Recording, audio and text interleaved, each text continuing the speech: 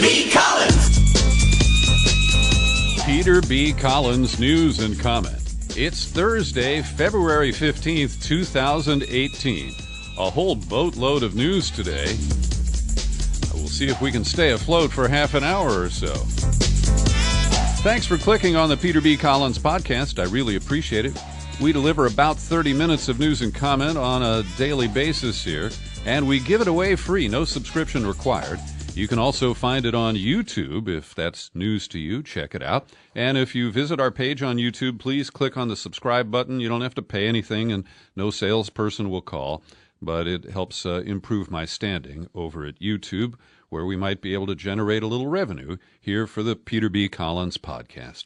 And yes, I will be covering the school shooting in Florida in a bit. But my top stories today relate to the expanding hysteria over what's called fake news, propaganda, the fuzzy warnings that came from the spooks on Capitol Hill that we covered yesterday in the podcast, warning that Russia is trying to meddle with the 2018 election. And I said, well, how are they going to do that? And Politico, 2 days ago, published a lengthy piece. It's about 12 pages printed out. And it's headlined, How Twitter Bots and Trump Fans Made Release the Memo Go Viral. And I hope you'll listen carefully because there is some merit to the Politico story. But the inferences and conclusions that are drawn and presented, I have a lot of trouble with, and there are other media reports today that offer very different analytical frames for what I'm about to describe. So we all know about Release the Memo, right? That's the Devin Nunes Republican-drafted memo that Trump claims vindicates him, and it basically indicted the super-secret FISA court and the agencies that have lied to it, including, perhaps, in the case of the warrant issued in 2016, late October, for Carter Page, linked to the Trump campaign. So this latest piece relates to the Twitter campaign under the hashtag Release the Memo. And I give Politico great credit for the forensic work of digging into the tweets and looking at what led to what, and I find it fascinating. But right at the beginning of the article, they declare, whether it was Russia or anyone else, that computational propaganda, defined as the use of information and communication technologies to manipulate perceptions, affect cognition, and influence behavior, has been used successfully to manipulate the perceptions of the American public and the actions of elected officials. And I challenge that notion. Now, I believe that people are making efforts at it, and I believe there is such a thing as computational propaganda. That's not my issue. My issue is that Politico claims that the 11-day information operation was amplified by computational propaganda techniques aimed to change both public perceptions and the behavior of American lawmakers, and they say it worked. By the time the memo got to the president, its release was a foregone conclusion even before he had read it. Now, this is a bullshit conclusion, because it's real obvious that Trump released the memo because he felt it was in his self-interest. And this was some scheme that he cooked up with Devin Nunes. Whether they directly talked about it and colluded about it, I can't say. But it's obvious that Nunes wrote this to help Trump. And there was never any doubt that Trump would release the memo, perhaps with some redaction. He decided not to redact anything.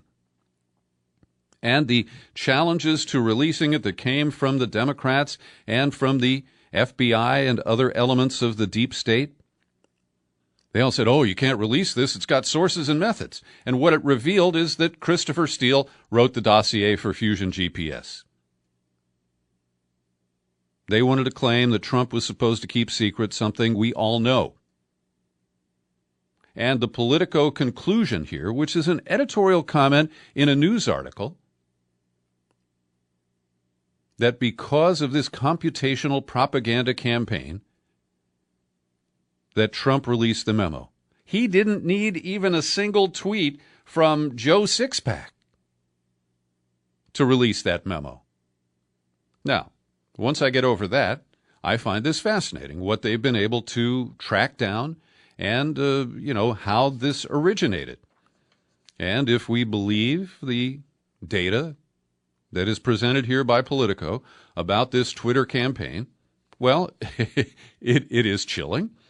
And it shows that while a human being might originate a comment, that there are people or forces or programmed computers called bots that will pick it up and amplify the commentary that's been presented. So I'm going to just crunch this down as much as I can. I've linked to the Politico article. You're welcome to read the entire thing. It's in the show file for this podcast at peterbcollins.com. The article reports that the hashtag originated with Twitter user Under the Moraine, who they have discovered to be a real guy in Michigan. They know his name, but since he doesn't use it on Twitter, they're not releasing it. He has a history of tweeting about trending conservative media topics, Antifa, Blue Lives Matter, boycott the NFL, climate change is a hoax, and on down the line. So he appears to be real. And 8 minutes later, one of Moraine's followers, Karen with a bunch of digits behind her name starting with 1913, and then Politico reports without any evidence that the Karen account, spelled K-A-R-Y-N, has the 8-digit fingerprint associated with some Russian bot accounts. Now, I can't prove or disprove that, but they don't, again, provide us with any proof of that. Then they go on to profile the Karen account. It was registered in 2012, tweeted only a handful of times, and then it was dormant until June of 16, when Comey was in the said that the Russians were in the most intense phase of operations in the U.S. Now, what does that prove? They also laughably later claim that the Twitter activity over the summer of 2016 suddenly went quiet during the last 2 weeks of August.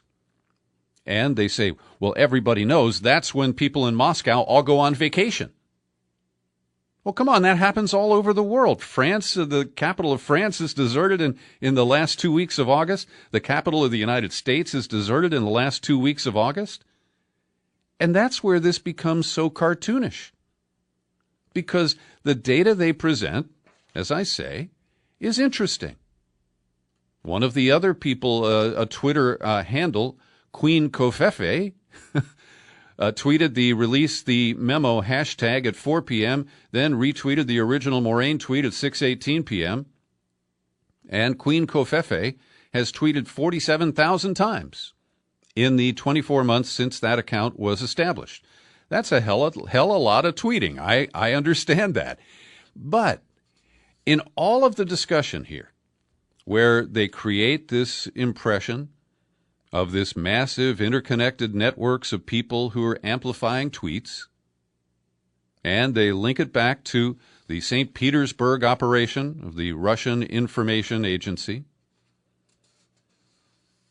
But they never prove that these couldn't be fakes. We know that the shadow brokers' hacking tools that the CIA was desperately trying to recover included ways that you can disguise operations and pretend to be Russian when you're actually in Tennessee or in Nigeria. And so this is not compelling to me just because Politico links certain accounts to alleged Russian activity, that's proof of any connection to anybody in Russia, much less the Russian government and its intelligence units. So toward the end here, Politico asks, what does it all mean?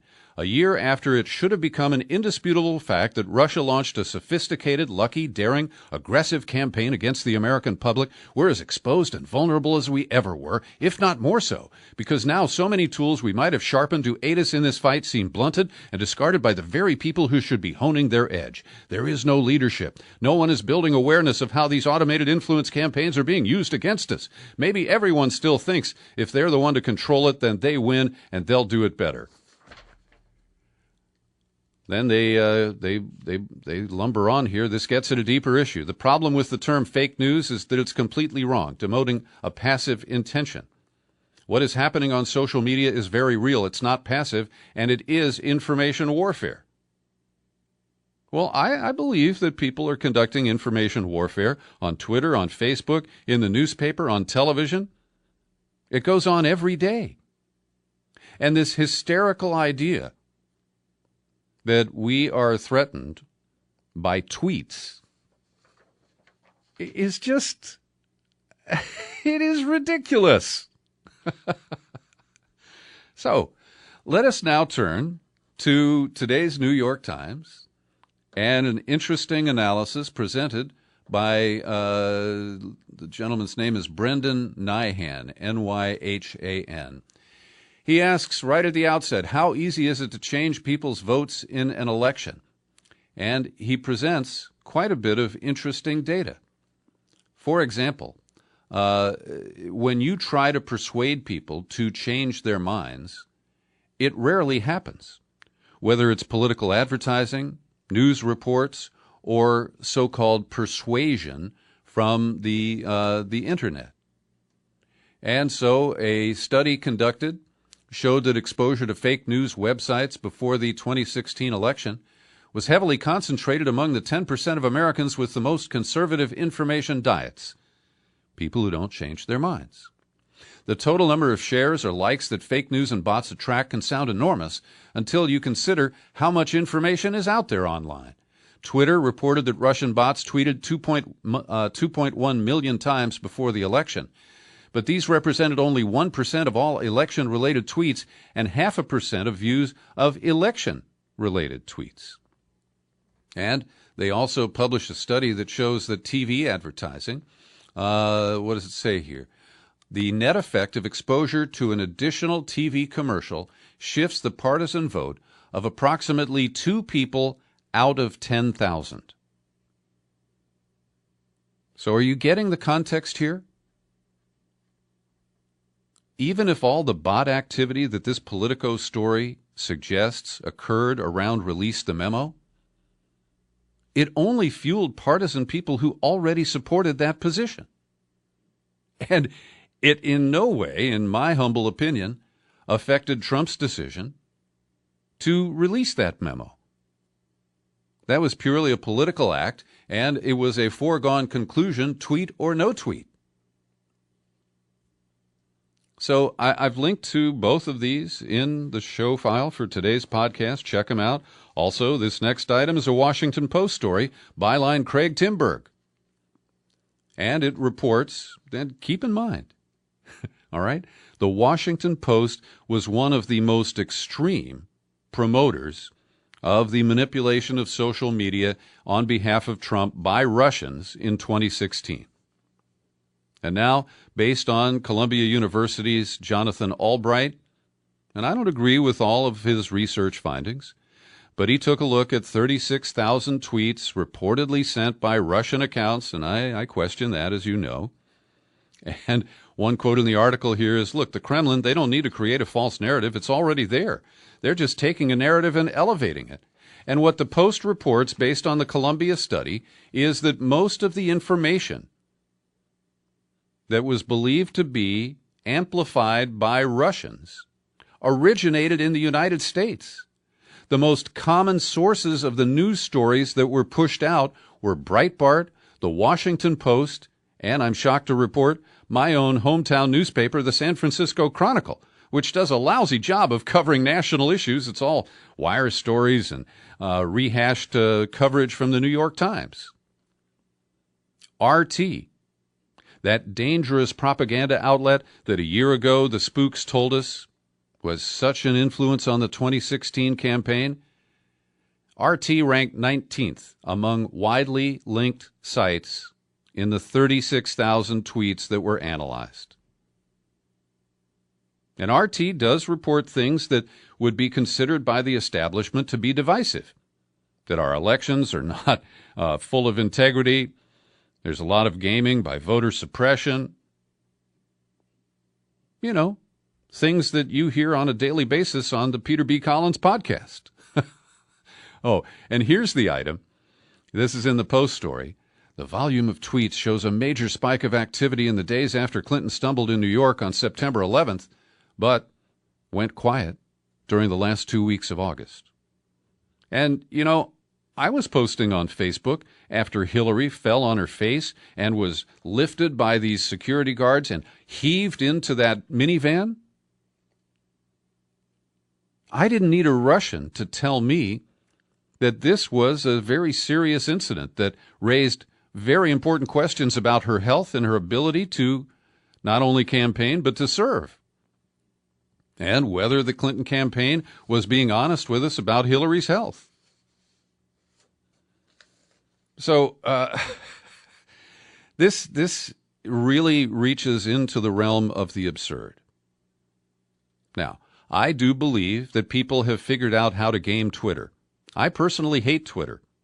I have automated, I use bots to post every podcast on Twitter, and I never tweet a thing myself. I don't enjoy it. I feel like it's just a spitball fight. But I do agree that Twitter can be gamed. But we have to put this in context of all of the disinformation and misinformation campaigns that were being run in 2016, singularly by the Clinton campaign and David Brock's dark money super PAC called Correct the Record. They had trolls patrolling Facebook. I encountered several of them. This is never entered into the discussion when we talk about the way social media was used and abused in the 2016 campaign. And the Palmer report is still out there. I see my friends duped on a regular basis by this guy, Bill Palmer. He came out of the information machinery of Brock. And he takes one little factoid and spins a whole lot of bullshit around it, packages it up as a clickbait for lefties, and it appears to work very effectively for him. And so the selective outrage, the selective focus on the use of social media to affect people is a legitimate issue. But I fear that what we're creating is an atmosphere where Twitter could either be shut down or heavily censored. And I just told you how much I hate Twitter, but I would hate it even more if the First Amendment rights of Twitter users are curtailed in any significant way. And let me give you this example, all right, about why we don't need Russians to divide Americans. Occasionally, just for fun, I will put up a non-political, non-opinionated post on Facebook. And yesterday I came across a picture from the Onion's post about the Westminster Dog Show. And the headline reads, Schnauzers rioting outside Madison Square Garden following Westminster Dog Show defeat. It's funny. And maybe you know I'm close to Roger Schuler and his wife Carol. Roger has the legalschnauzer.blogspot.com blog about politics in Alabama. So I posted and I slugged it, Roger Schuler, Carol Schuler. The first response from Carol Schuler, how cute. We always love to watch this show every year. Then my buddy Ben Birch, who kept the White Rose Society archives for so many years, the progressive radio shows, he just put up perfect. Then comes Christine Kraft, my longtime talk radio colleague from the Bay Area, and she just enters and just slimes up the whole little exchange here. She writes, dog shows and dog breeders cause more shelter dogs to be killed, typically with a needle externally through the heart. No thanks. Dog shows are for the OCD egos of the owners, not the dogs. No dog ever wants to be crated around and poofed and puffed and forced to hold still. Now, Christine is entitled to her comment. She is a heavy-duty dog lover, and she raises and shelters Presicanarios. Did I say that right? Pit bulls. But this is the kind of thing that a Russian bot allegedly would have inserted into a thread on Facebook to sow division among Americans. Give me a break, will you? Next, we turn to a gratuitous takedown of WikiLeaks and Julian Assange over at The Intercept. That's the outlet, right, based on the Ed Snowden leaks, right? And so they engage Michael Lee and Cora Courier, who both were involved in the Freedom of the Press Foundation, which was set up after WikiLeaks was blocked by PayPal and other online funding sources, getting donations from anybody. And there's a lot of bad blood between Michael Lee and Julian Assange. That's pretty public. And to be fair, The Intercept acknowledges that early in this story. And so they've come into possession of a bunch of tweets that are attributed to Julian Assange, but they're all written from the WikiLeaks account. So we can't be 100% certain that Assange wrote every one of these, but the Intercept writers stipulate that they believe he did, and so they treat it that way. And Caitlin Johnstone wrote a nice little rebuttal to that I read online last night. So what they expose is stuff we already know about Julian Assange. He is a political actor. He has opinions. He expresses them in extreme ways. He also is a guy with who I would say is not terribly evolved in terms of modern sexuality and gender equality. And he has made some comments that can be interpreted as anti-Semitic. I don't consider that to be news, but The Intercept published 29 pages based on these tweets, and some of them show the political calculations of somebody who's not an American, who is an outsider, who has aspirations for how the post-Obama era should play out. And his views on Hillary Clinton, while expressed in language that some people might find offensive, particularly if you're a Hillary lover, don't shock me or seem, unexpected or actionable in any way. And so I think this is a curious piece. And there's a lot of criticism out there of The Intercept, Pierre Omidyar's influence, his other activities and what he does with his money. But one of the funny things from this exposure of Assange, here's a quote: Assange believed that Clinton's role in the war in Libya is what should bring her down, that Hillary helped to sow the foundation of ISIS against Pentagon generals' advice seems huge. But the GOP resolutely ignores it. Hillary has so much slime on her shirt now, it is hard to make dirt stick. Now, these are kind of street talk and all that kind of stuff, but I just don't find this very newsworthy. This part is. Hillary asked her chief of staff, Cheryl Mills, what does FUBAR mean? In case you don't know, it means fucked up beyond all recognition. Cheryl Mills responded, it's unprintable on civil email. Then Assange countered, WikiLeaks took Hillary's FUBAR virginity. And then someone else responded, LOL, a well-deserved taking. Now, I don't think that is a sexual reference. It might be. Later on, they show that Julian Assange and his inner circle at WikiLeaks, when they heard that Roger Stone said that he'd been in touch with WikiLeaks, they said, we are not aware of having communicated with Roger Stone. We do, however, take and verify anonymous tips. Then the next entry, Stone is a bullshitter. So, again, I'm linking to this so you can read it all for yourselves and understand what I'm talking about here. I don't hold Julian Assange up to be some sort of a saint.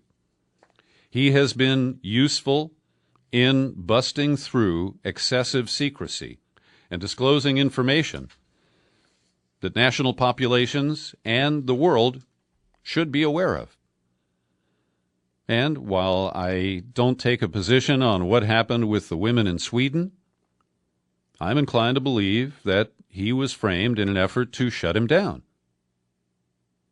Now, here's a different angle on WikiLeaks that is published the same day at The Intercept under the byline of Ryan Grimm.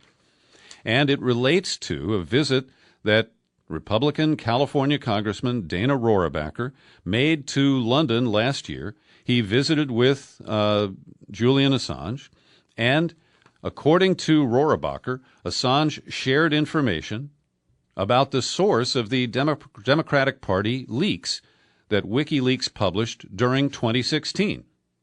And as you know, Assange has consistently denied that he got anything from Russia or Russian-related sources. But the White House, because of the special counsel and all the Russia hysteria, won't allow Rohrabacher to meet with Trump and pass along whatever information Assange shared. Every day I take a second to thank listeners who support my work here at the Peter B. Collins Podcast with your subscriptions. People like Jerry White, Kevin Beckley, Pauline Nixon, and who's next on the list here, Alice Carlson. I appreciate each and every one of you, and if you are a listener and you can afford to take out a subscription, I'd like you to do that. Just visit peterbcollins.com, click on the menu button, pull it down, click on Become a Subscriber, and boom, you're on the sign-up page. And if you prefer to communicate by the U.S. Post, my mailing address is Box 150-660, San Rafael, California, 94915. That's Box 150660, San Rafael, 94915. As I mentioned, 17 people were killed by a shooter at a high school in Broward County, Florida, yesterday. The shooter, identified as Nicholas Cruz, reportedly confessed to the crimes today. And before we dive into what are already surfacing as anomalies in this case, I would like you to listen to this excerpt from the in-depth interview that I'm releasing today at peterbcollins.com. It's with Darwin Bond Graham, a journalist at the East Bay Express here in the Bay Area. And he exposed 5 different cases where the FBI pursued so-called domestic terrorists, all with Muslim connections, by using a tip from a source, somebody who saw something online. That happened in 2 of these 5 cases. The involvement of a paid informant, undercover agents, the plan and materials supplied by these government provocateurs, and that many of the individuals targeted were mentally ill and or extremely depressed. And I want you to listen to this excerpt before we talk about the white supremacist guy, the white nationalist guy, or at least he's linked to them, who was known to the FBI, but they didn't follow up on him. And yesterday, he allegedly killed 17 people at a high school. Here is reporter Darwin Bond Graham. I'm familiar with Trevor Aronson's work, and I think he's done at the national level, a really thorough analysis of a lot of these cases. And yeah, if you drill down to particular cases, you will see that typically they involve an individual who is identified often by a confidential source or a random tip to the FBI as having expressed some sort of idea about, I want to go overseas and join this group and fight with them, or I want to use a bomb and commit some kind of act of violence, or I want to obtain firearms, or I have firearms. Once they make that statement, that indicates some sort of plan toward violence. Regardless of how credible it is, the FBI's position is, we have to follow this and see where it leads. And so then you see the use of confidential informants, paid informants. In one of the cases I looked at, the FBI was paying the individual's employer, who was a plumbing contractor, right, to just routinely inform to the FBI about this individual's statements on the work site. Paid informants is a big thing, and then.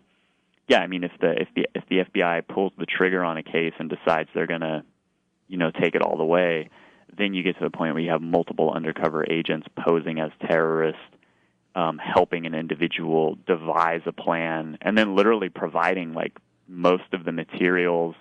I can't speak, as Aronson has done. I can't speak to the total number of cases nationally and patterns that I've seen in them, but in the Bay Area, it's definitely the case that the limited number of terrorism prosecutions in the last 10 years or so, these were not individuals who had some pre-existing link or connection to an overseas foreign terrorist organization. They weren't sophisticated criminals. They didn't already exist in some kind of terror cell like we saw with 9/11. Mm-hmm. These were like random guys. Most of them were, pretty much all of them were, mentally ill or extremely depressed. They made some offhand statements about wanting to do violence, and that's what set them on that track. So yeah, there's that is definitely the pattern you see in these investigations and prosecutions. My interview with Darwin Bond Graham first appeared at whowhatwhy.org, a website that I'm producing podcasts for, and our agreement allows me to replay them for you here at peterbcollins.com. Now to some of the interesting details surfacing about the Broward County event yesterday in Florida. One is that there are multiple reports that the high school held a safety drill earlier that day, and that when the incident developed and gunfire was heard, that one teacher told her class, well, that could be left over from the earlier drill. And some students were confused about whether the incident was another drill. And we've heard this before in San Bernardino, on 9/11, and in a number of other cases. Now, I mentioned that Nicholas Cruz was turned into the FBI a year ago in the fall, in the fall of 2017, so just a few months ago, and that he was tipped, the FBI was tipped by a video blogger in Mississippi, where someone with the name Nicholas Cruz made a post that I'm going to be a professional school shooter. Well, the vlogger told the FBI about it, and they claim that they could not find anybody named Nicholas Cruz. And so they did nothing. The white supremacist group Republic of Florida is reporting association with Nicholas Cruz. Jordan Jerub, a member of the group, said that Cruz was associated with them, participated in training exercises near Tallahassee, and he disowned the actions of the shooter at the school. And so these are just things that have already surfaced. Cruz was a member of the junior ROTC program at his high school, funded by the NRA, and they train young sharpshooters. And my peacenik friend David Swanson, in a blog post today, points out that an estimated 35% of U.S. mass shooters are military veterans, and he stretched the definition to include Cruz. He wasn't in the military, but he participated in JROTC. 98% of the shootings have been conducted by male shooters. Most had mental health problems. And so we're going to see just another pattern here. Trump gave a speech, heartfelt concern for the victims and their families, but nothing about any legal efforts to limit people from getting guns except, the mental health exclusion that he rescinded earlier this year. And at the Miami New Times, they report that Nicholas Cruz was so obviously a problem that before he was expelled from school, they imposed a rule that he couldn't carry a backpack on campus because they were afraid what he might bring to school. The family knew he had a gun. Now, his father died a few years ago. He was adopted to begin with. His adoptive mother died last November, and so he's been at loose ends and clearly had significant mental issues. But the family, including whoever he's been living with, allowed him to keep his AR-15. It was his gun. They made him keep it in a locked gun cabinet in the house, but he had a key to it. And so in the next few days, I expect more information will come out. But fundamentally, the United States is not going to deal with the gun problem or the mental health issues. And we will continue to frame Muslim Americans who may have had a criminal thought, who may have expressed a criminal thought on Facebook, who may have sympathized with the Islamic State. But they didn't do anything. And they weren't going to do anything except when they were egged on by the FBI. And when the same factors surface, ties to an extremist group, access to weapons, expelled from school, young white male, posted on Facebook or on YouTube he wanted to be a professional high school shooter, and the FBI didn't follow up on it. These are serious problems which will not be addressed by anyone. Thanks for listening to my news and comment podcast. It's free. You're free to share it far and wide. And I remain your humble host, Peter B. Collins. Happy trails to you until we meet again. Happy trails.